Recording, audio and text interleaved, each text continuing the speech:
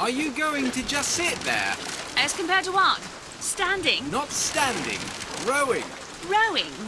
Hadn't planned on it. Hello everybody, it's Joel from Official PlayStation Magazine and Dave, also from Official PlayStation Magazine, and this is our Bioshock Infinite review video. Yeah. So Joel, Yes. you have just reviewed this recently and were very, very impressed. I would like you to woo me with your words, but you should perhaps tell the listener what you gave Bioshock. I gave Bioshock Infinite 10 out of 10. The big score. The big score, one of the only big scores I've given in my time here, but I think it's absolutely merited in this case. It's everything you want from Bioshock. You know, powers, gunplay, an amazing environment to explore, and also a really, really wonderfully told, intricate, quite complicated story which builds and builds and builds and then crescendos in a pretty remarkable way.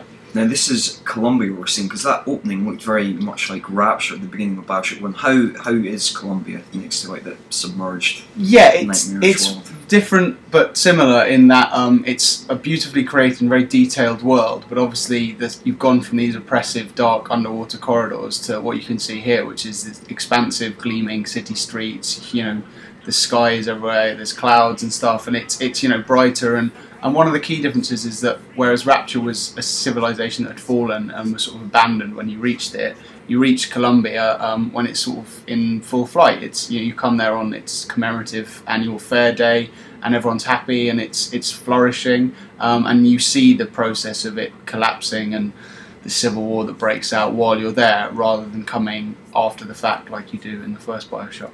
Now, I heard you wax lyrical the other day about the art design. Do you just want to maybe elaborate on what makes this such a good looking game? Yeah, it's not, in terms of like actual graphical heft, it's maybe not the best looking game on the format, you know, but it's just been so well designed. Like the architecture style is so nice, the palette's really sort of bright and vibrant, and there's just detail in everything. Like you walk into a building, you'll see, you know, little notes scrawled here and there, or you know, some like discarded belongings, or you know, if you check under a desk in a bank clerk's office, there'll be a gun strapped to the underside of the desk. So it has nuance and detail, and like a bit like something like Dishonored or something, has a certain style to it that I think will help it endure from a visual perspective. And you can knock a man's face clean off. Now we're seeing the combat for the first time here. Tell us how that has evolved from Bioshock 2, like the use of plasmids and guns, and can you dual wield them like you could in Bioshock 2? Yeah, so the combat is probably the biggest gameplay change there is. Yeah, so you've got vigors, which is what they used to call plasmids, in your left hand, gun in your right.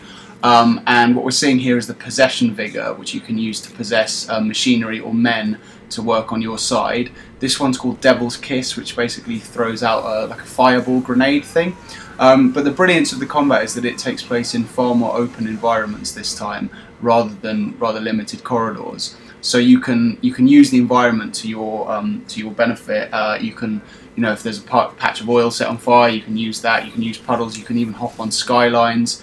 And the vigors actually interact with each other. So like there's one which you throw out a flock of crows. If you use that and the fireball together, the crows will set on fire and do even more damage. So the way you can improvise the combat and combine things is very much a sort of Far Cry 3-esque approach. Far more freeform, far more improvisational, and far better for it. Now tell me, how does this skyhook system work? Does that look as much like a QTE's appears to? No, it's not a QT at all. You get on and off by using X when you see the prompts. You can get on hooks or the actual skylines themselves. But once you're on, you're basically in control of what you want to do. You can speed up or slow down with the analog stick, reverse your movement with circle, and hop to other skylines, other hooks while you go. It really changes the dynamic. It's really fast paced. It makes everything feel far more high octane, and you can cover like huge swathes of distance, like whole city blocks, in just a few seconds on the skylines. Now we're seeing the leading lady Elizabeth here for the first time. Could you tell me quickly about her and how she kind of interacts with you during combat? Yeah, she's brilliant. She's a lovely character on like a personal level, and you really develop a bond with her. But she is also very helpful. When you're in combat, she'll scour the environment for ammo, salts, which are the things that power your vigors. She'll find money. And she can also open tears, which you just saw her doing a minute ago, which have a sort of a function in terms of the plot, but also in the gameplay sense. She can bring into the environment like turret guns, motorized patriots to fight on your side, or just things like bundles of health packs or salts or things like that. So she's really helpful, and for a companion character, she's not annoying in the slightest, and you never have to look after her.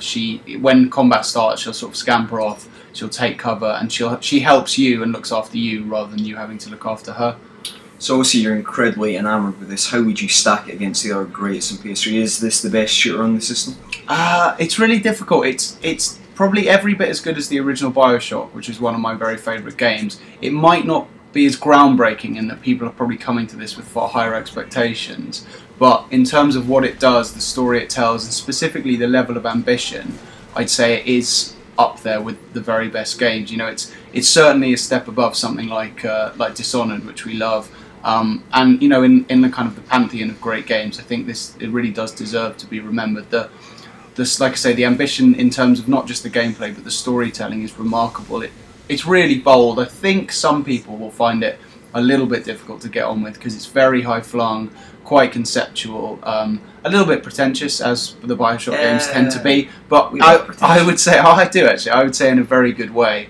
And I think if you judge it on its own merits and look at just what it's done and how accomplished it is in telling a really remarkable story, the ending is like incredible. I think it will go down as one of the system's great games.